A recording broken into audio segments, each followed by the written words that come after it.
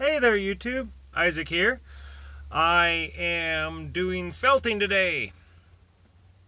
This will be my first time, so I'm really hoping I don't screw it up.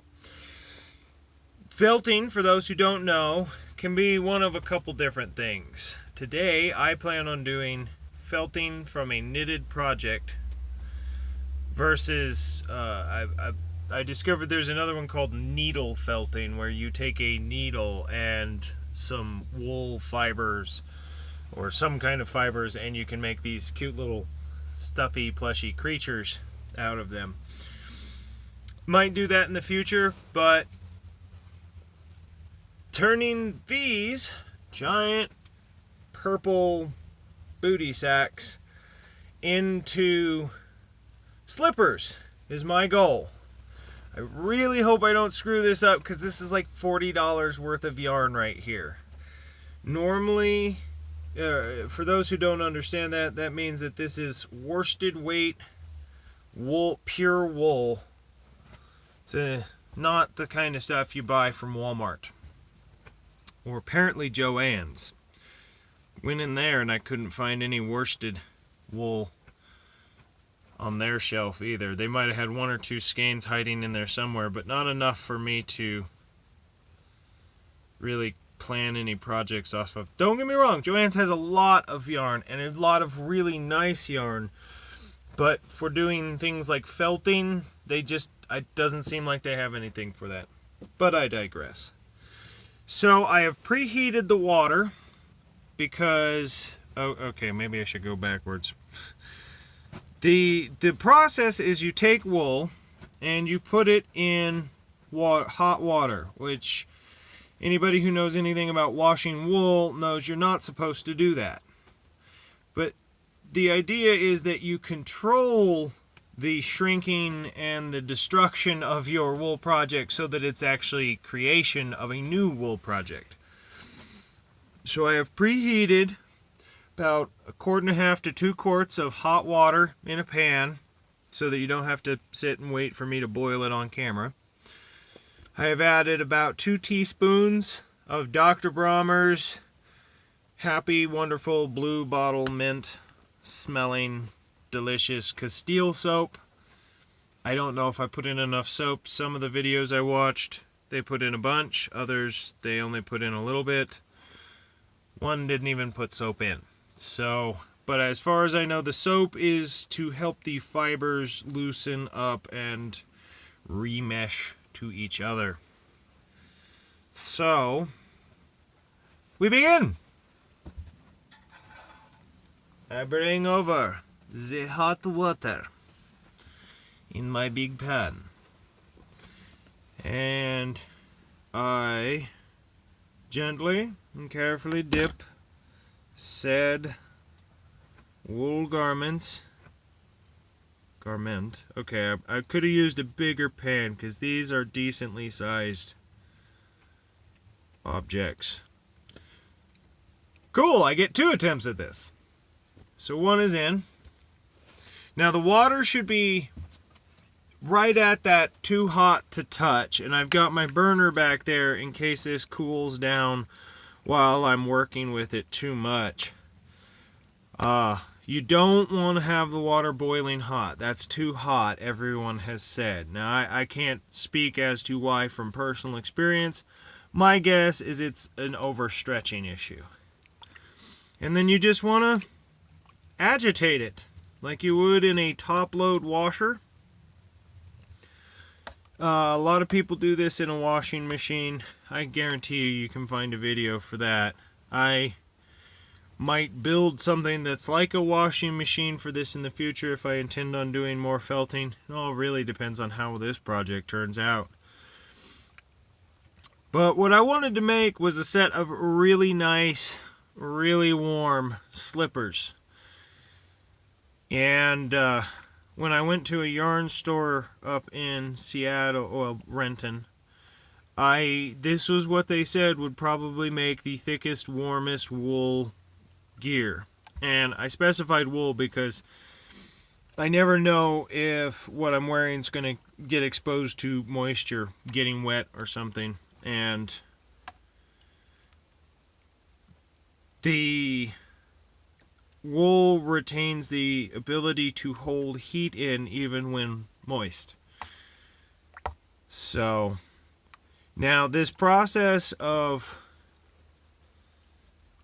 wetting and stirring and agitating the wool, and as you notice, I'm just kind of gently doing it here. Let me see if I can tilt this down and get a shot. There. So you can't see my pretty face, but you can see my talking hands and the project, which is more important. But as you can tell, all I'm doing is gently agitating. Looks like I might be losing a little bit of the dye, and I think part of the reason why you don't want it too hot is because it can bleed the dye out of the wool, and then you lose your color that you paid so much money to have. But this process takes a little while, a little bit of time. So there will be cuts, and I'm thinking for this first bit here, I'm going to put you in time lapse so you don't have to listen to me ramble endlessly for 20 minutes. So yeah, now that you see what's going on, I'm going to switch it over to time lapse.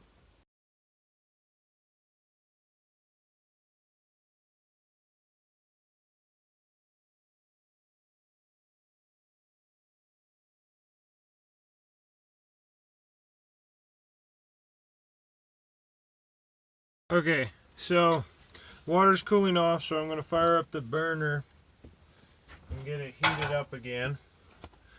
Now, I figured I'd take an advantage at this point to mention, if you notice during the time lapse, at some point I held up the original size to the other one and it was getting bigger. That, they said, is normal. It will get bigger as the fibers loosen up before it starts to shrink in on itself. And if anybody wonders why I would make a slipper this size, it's because it's supposed to go down by almost half. So this was based off of a pattern that I got from a book. I'll try to remember to put up a picture of the book that I'm working off of that's entirely for creating felted slippers. But it is definitely getting bigger. Here, I'll take it out. I am losing some of the purple. But you can see them side by side. Well, they're about the same. This one's actually, I think it's getting to the point where it's starting to draw in. I still am not seeing too much of the fibers mixing together, but when I turn it inside out, some of this is starting to get a little blurry there. Hopefully it works. But either way, it's a fun project that I wanted to try. And it never hurts to try as long as you don't cost yourself resources you can't afford to spend.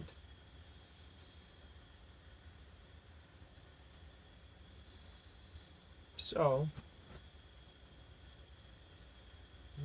water's getting back up to that I almost can't touch it range, so we should be getting close. The heat, as far as I know, is the most important part about this. The soap, no.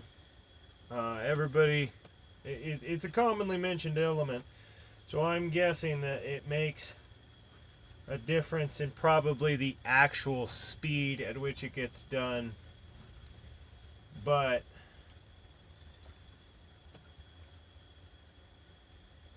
the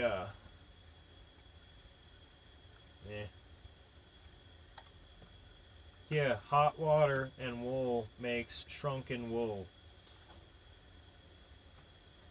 It's a simple enough concept.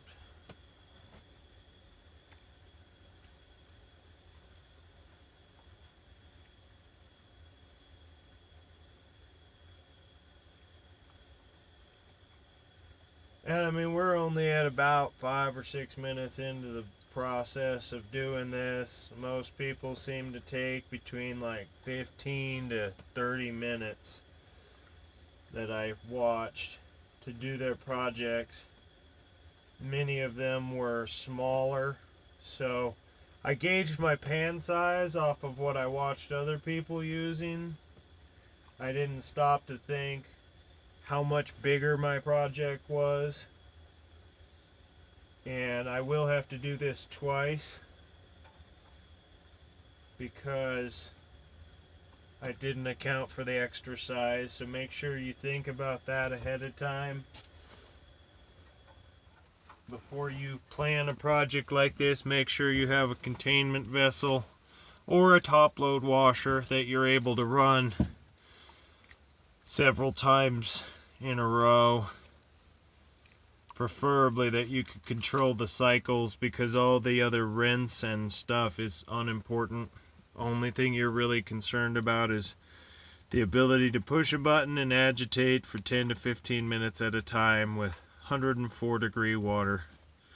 Everyone was pretty specific on the 104-degree aspect. So generally the temperature of your standard hot tub. That doesn't mean I'm advising you use a hot tub to make your felted projects. In fact, I think that might be quite awful, because I'm betting that the chemicals in said hot tub would destroy your wool or something. If anybody knows what the effects of pure wool in a hot tub are, feel free to comment below. But now that my water is hot again, I will resume with the accelerated not having to listen to me.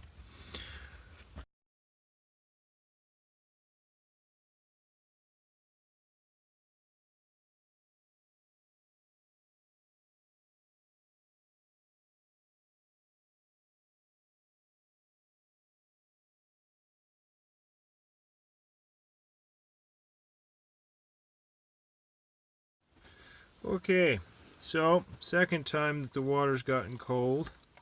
Progress has been made. Couple things to note.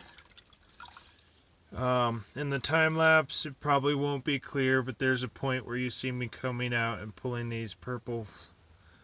Where's the camera? There's the camera. These little purple fibers are sticking to my fingers. As soon as that started happening, I started noticing that the individual stitches started to have clumping happening, which is what you're looking for. The fibers loosening up on themselves. That spot's pretty. You can see how it's starting to come together. Now, at first I was stretching it. I do not think it likes that, which makes sense. Because the idea is to take the fibers, get them loose, and have them work together. As soon as I heated it up the last time, this started happening a minute later. And those little fluff balls sticking to my calloused and sandpapery hands are indicative of the fibers loosening up. So as soon as I saw that, I was like, okay, I think I'm doing it right. And then shortly after that, it was started to feel like it was actually shrinking in and getting denser, which is what you want. What I'm hoping is that these felted slippers can be washed and not have to worry about them shrinking, because they'd be pre-shrunk wool. If you've ever washed a sweater improperly and shrunk it, you have basically done a first pass on the felting process. If you washed it a few more times without stretching it out, your item would get smaller, but there's got to be a point at which they don't continue to shrink, because the wool has reached a maximum fiber density. And I'm guessing that that's what felting ultimately is. When I'm finished, if this process doesn't fail on me, I'll be able to make that assessment. And if you're watching this because you know how to felt and you were just looking for maybe how to do it by hand instead of by machine, and you know these things, again, feel free to comment below. I wouldn't mind hearing from more knowledgeable people how to do this better or what I did right or wrong. But I'm including the time-lapse footage, which may not be the greatest for watching because I haven't seen any videos online that actually entailed the entire process. There's always a camera cut where they do this off camera, and I wanted you to be able to see the whole thing. So the only stuff you're not getting footage-wise between the camera cuts is when I'm labeling the time-lapse videos. And I don't know if it saves it automatically, so I make sure I watch the video once after I label it. And it's only a few seconds, so it's not that long. Things to note about this process. One, it seems to be fairly forgiving if you set it down for a second. So if the phone rings or there's a knock at the door, I'm guessing it's perfectly fine to leave it where it is and come back. I don't know if letting it get cold will screw it up, but sitting there for a couple minutes has not messed me up so far. Ooh, there we go. Well, maybe a little hotter.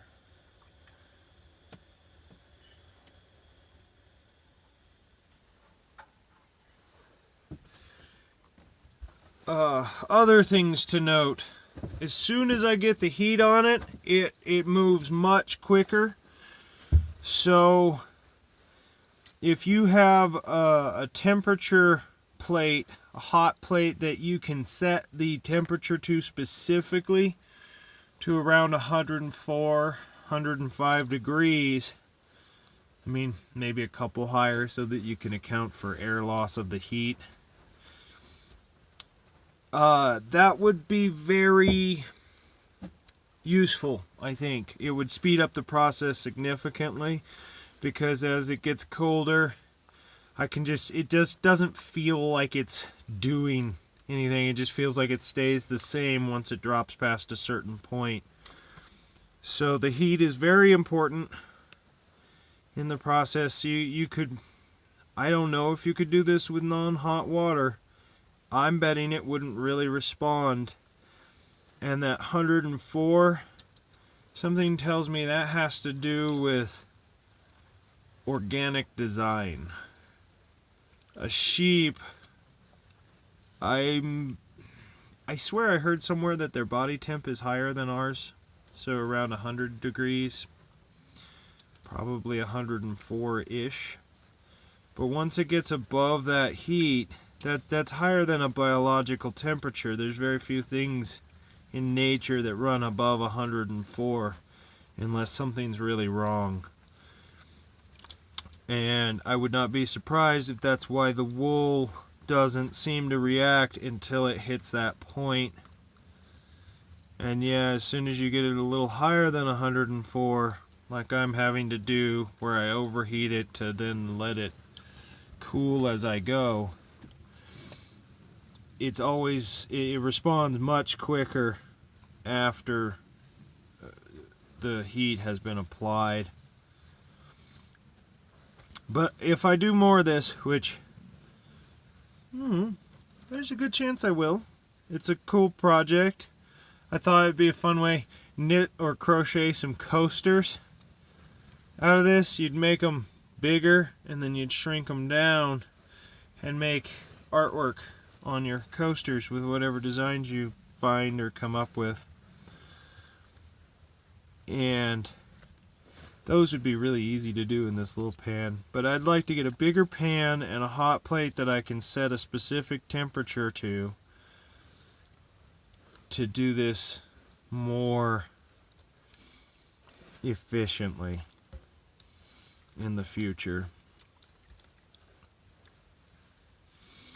If you don't have a hot plate, like I'm thinking lab style hot plate, you're used to seeing a beaker sit on them, and they got a digital display that you can dial in, but having a small electric or gas powered burner underneath your project would also probably not be the worst idea.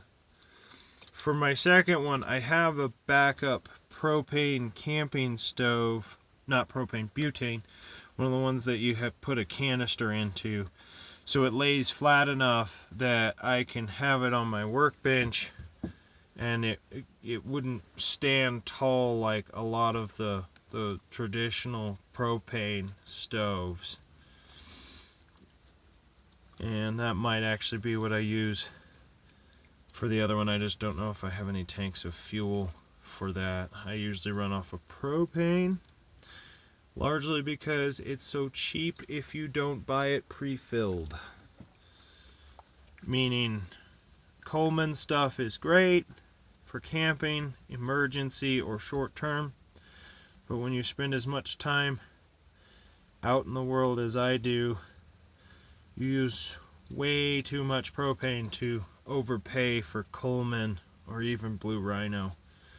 I can fill 2 of the standard grill sized propane tanks for the price of 1 Blue Rhino, and I swear they have more fuel in them than the Blue Rhinos do. I that's probably just personal experience, but I also have a set of 1 pound propane tank refillable canisters. You do need to make sure you get refillable canisters, because there's a valving system that needs to be present to allow pressure bleed off so that the canister can actually fill up all the way to the appropriate level, and then tell you when it's full so that you also don't overfill it, because if you overfill a propane canister, it can explode if it gets warm, and if you're cooking with it, it's close enough to a heat source that it can get warm and blow seals. I don't know about making it in it, like, I'll stop talking about that, but maybe do a video in the future of what happens if you don't have the right equipment when you're messing with propane. Be cool if I could incorporate some demonstrations from behind a blast wall and see what actually happens when those cans fail.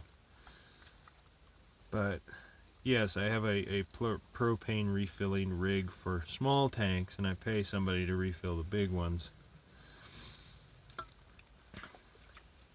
One day it would be nice to have a large tank of propane on property and a refilling rig on there so that I can fill the standard, was it 15 pound or 15, I don't know, heavier 5 pound. Don't know much about the tanks. I just call them propane tanks. Blue Rhinos.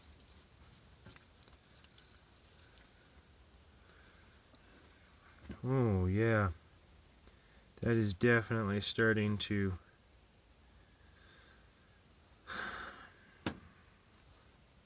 come together. Right there, I've almost completely lost some of the stitching pattern. And that's what you're looking for. You're looking for the pattern to start melting into itself, because it should become one solid surface on the outward appearance. The solidification of the surface, I wanted that so that it eliminates. Wow. Yeah, it would be really hard to put this on camera, but it's starting to look like something, a solid sheet that I'd poked holes through instead of a twisted fiber. That's nice. So, looks like I'm heading in the right direction. I don't know how long I've been working on this, but I'm probably at least 15 or 20 minutes into the process. And the gentleness seems to be a big deal. The book that I was working off of said use a washer on a delicate cycle. And since this is just me I started with a stick, turning it around. That's good for the beginning. If I had a bigger pan and I was doing both of these at the same time, I bet you that would work fine for most of the way through the process. But just working it with my hands like you see me kneading it, gentle is the key. If I was stretching it, I doubt the fibers would be knitting as well. Again, comment below if you know otherwise. Maybe I should be pulling it apart to get everything to kind of Velcro effect. But yeah, it's definitely starting to mesh. This time I stayed on camera the entire process. Water's starting to cool. Anytime it starts to feel close to my skin's temperature, that's when I'm like, okay, need to go put it back on the burner. Maybe add a little more water this time or the next time, because it seems to be sloshing out. But yes, the density is really going up. This is neat. It'd be cool. I'm thinking I'm probably going to end up with something that's almost a 1/4 inch thick. And that is going to be one heck of a wool boot to wear around the house and stay roasty toasty without having to crank that heater. One of the things I am doing though is I'm working the lip because it does want to keep rolling. And that's kind of to be expected with yarn projects. The edges like to curl a little bit or a lot, depends on your tension and the project and the stitch. But I do enjoy yarn work. Working on this channel has taken so much of my time. I haven't gotten a single knitting or crochet project in over a week. And I've been jonesing to touch some yarn, so this one today. Soon there will be a making of a sock with knitting needles in the future. Oh, that's so cool. I made my first sock with knitting needles ever. It's slightly an abomination, but it's really fun for around the house and warm as the dickens. And I can't wait to make it a companion because I have some really nice wool. 95% wool, 5% silk. Gorgeous random dye color to it, pattern to it. Purple theme. You know, actually it's this wool, so it's gonna have it has the same coloration that you see on here on the sock, but it looked really neat when I used the smaller diameter of the sock versus this hoodie's large surface area where it spread out the pattern of the coloration.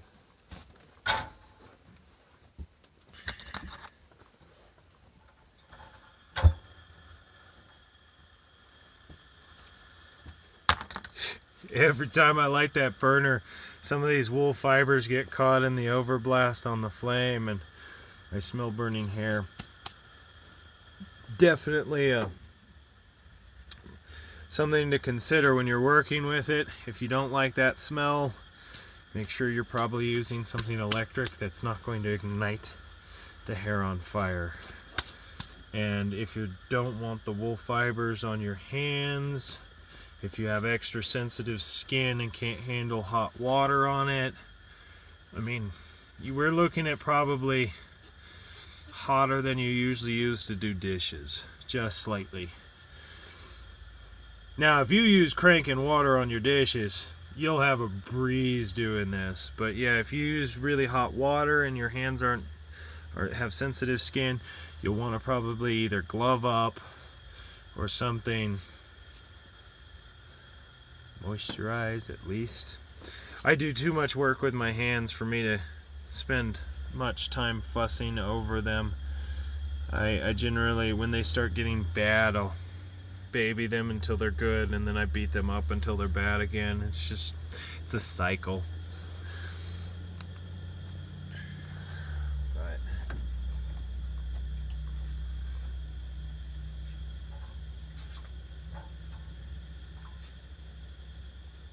if I spent every day of my life manicuring my hands, I'd have no time for anything else, and I have too many projects I want to do. So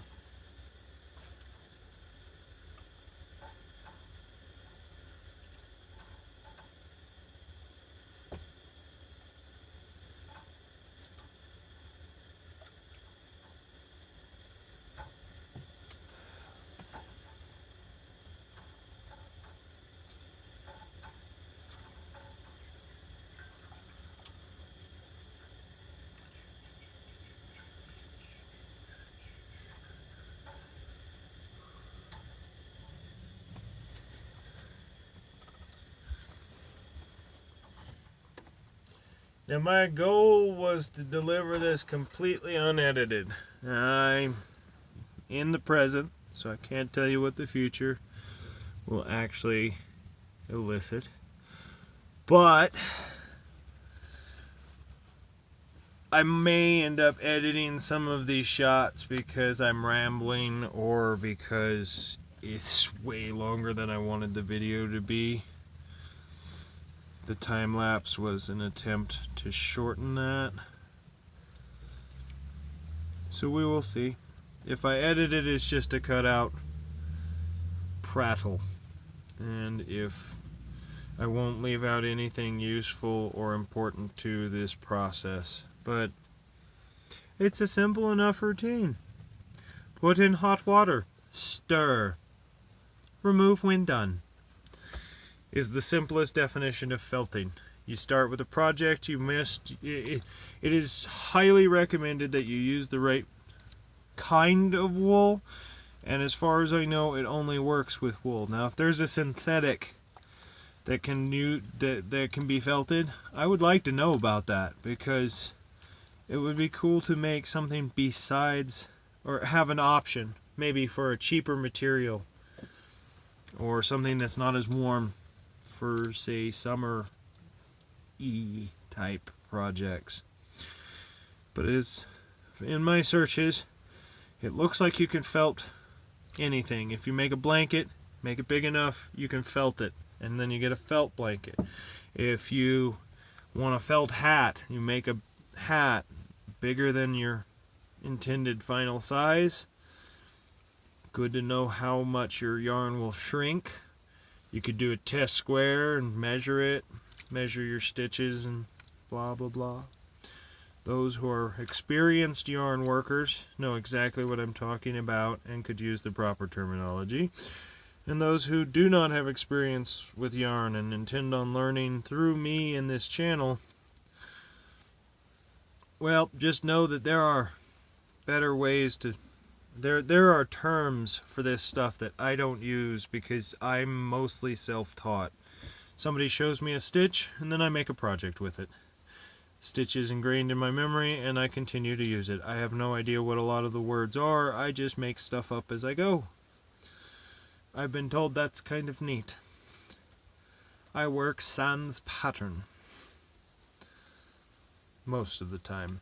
I had to do these off of a pattern, but then my sock, that was made without a pattern.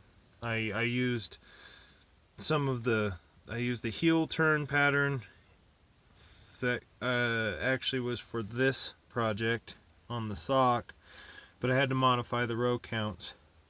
So I broke it down, I did the math, and figured out what the progression was for the stitches. I'll go over that when I actually do my video. And if I got something wrong, hopefully somebody will correct me. I love being corrected when I do something wrong because it keeps me from doing it wrong again. Not always, but most of the time. Sometimes I like my bad habits. Oh, that doesn't turn out right. Well, I like the look of wrong then.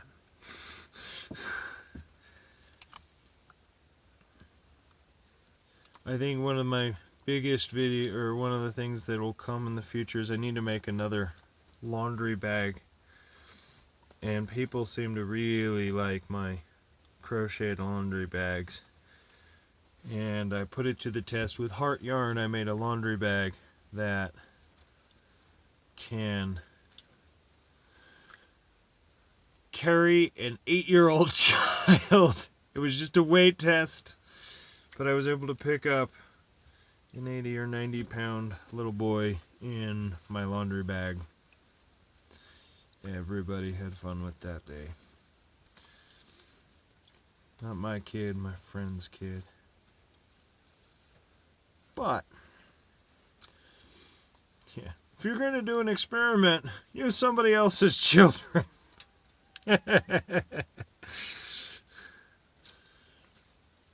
Don't experiment on kids or animals. Use grown-ups.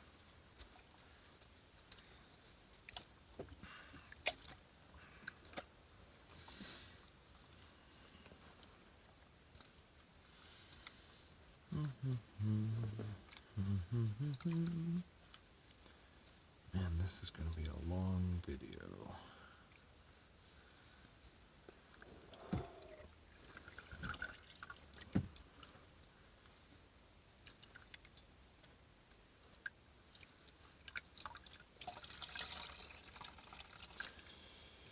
Okay, folks, so I have rambled significantly.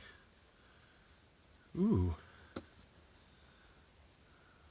Jeez, they're still the same size. I do not like that. This is supposed to be getting much smaller. Although I'm sure it will as it cools and contracts. Well, okay, so can we see that? Along the back edge, it is shrunk about an inch or so already. So yeah, it is getting smaller. These might be bigger than I want them to be, but there's still, you can see the fibers are starting to come together. Yeah, that's actually looking pretty, it's getting more solid on camera. But when it's done, it should actually be a completely smooth surface. So I probably have a decent way left to go. I'm just going to put it on stop motion now for you, so you'll see me going back and forth. And then I'll come back when I finish this guy. And then I'll probably just skip to when the other one is done as well. Yeah, inside. This is the pearl side of the project. And it is definitely starting to come together. It's forming. You'll see these rows that it's just, yeah, I think it's coming along pretty nicely. It's the feel is what's really changing for me. Texture is something that I pay close attention to, and this feels like any sweater. It's squishy and wiggly and kind of, chain linky. And this one is really starting to get a density to it. It is heavy and it is solid. I really like that. That is turning out nicely. Yay, slippers. So,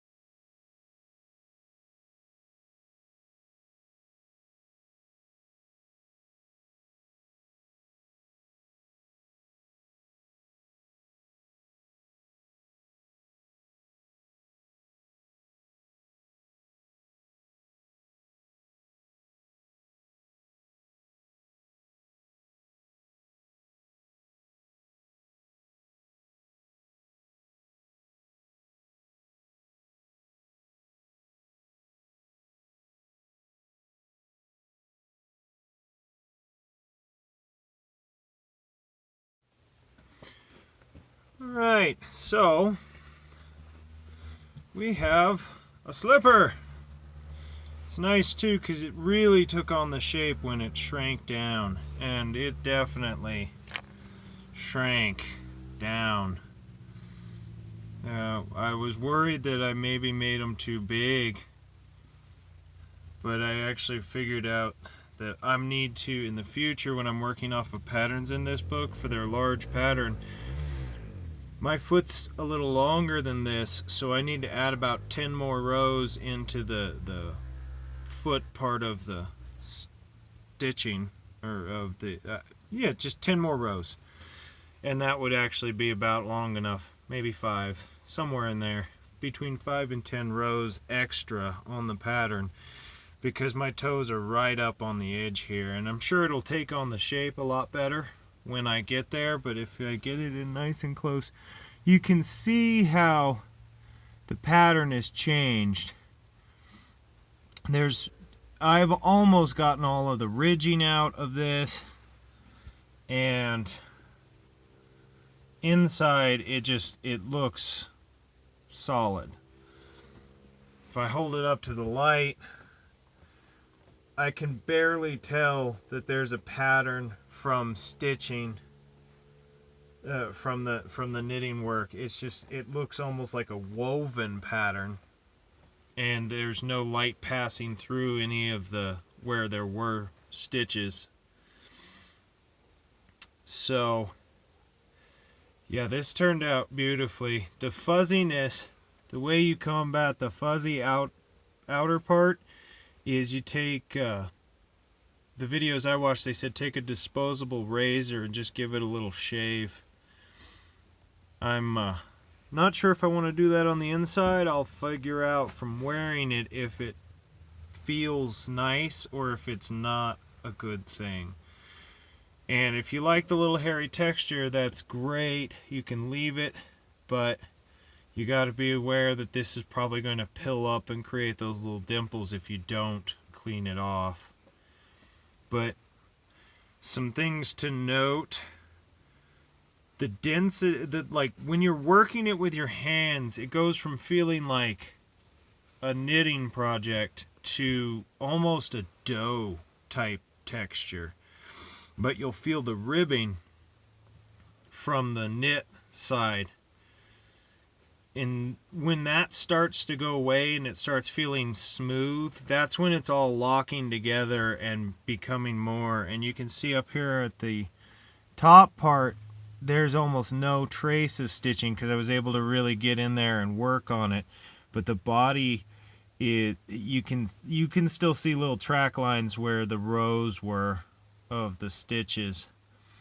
And so I'm going to run this through a wash cycle and a dry cycle in a washer and see if that gets rid of that.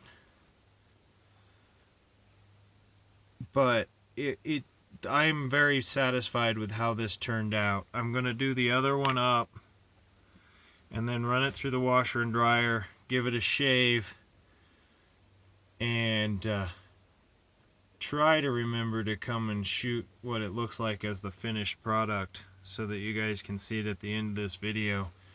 If not, maybe I'll put it in another one, but I usually don't forget things like that once I say it out loud. So either way, it turned out very nicely.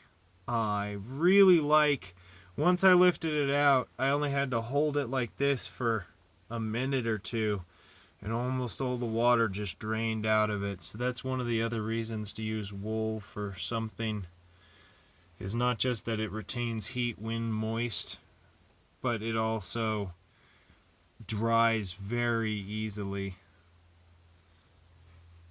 But my first felted slipper looks pretty darn good for a newbie. And I was not wrong. It is about a 1/4 inch thick, solid wool. This is going to be very nice. I don't think I'll be suffering from cold toes now. Alright, so they're finished. Not exactly the absolute marks of perfection. This one turned out a lot better. It was the one that you saw me doing while I was recording the individual footage. If you'll note that I did more in the way of shaping it while I was working on it, and it definitely paid off. This is also the second one I made, so I knew more what I was doing. This one was my first ever knitting project, at least since I was in high school. And I'm thinking that this was a mistake I made at one point where there was an overexpansion and then I had to actually contract it in and weird little glitches. I didn't spend as much time shaping this one when I was doing it because I was more focused on getting it smooth, all the ridges worked out. If you put them side by side, you can see that this one has more of the cornrow style far lines in it versus this one that's a more solid surface. This one I did it at a higher heat. So I will definitely be felting more as I can get my hands on the wool to do this. But they turned out about as good as I could hope for. I also definitely note that I need to add length for my feet because these seem to be about the size that was quoted and they should fit me, but I would like the heel to toe length a little longer. I do have a fairly decent sized foot, so I'm quite happy with them. I opted out of the giving them a shave. I want to see how they hold up, so I'll let you know if they get all pilly or if the little furry appearance stays happy, for those who may want to do the same. But all in all, I'm very pleased with the end result for my first project knitting and my first project felting. So there will definitely be more videos to come related to this. So don't forget to do the thing and ring the bell, and we'll catch you next time.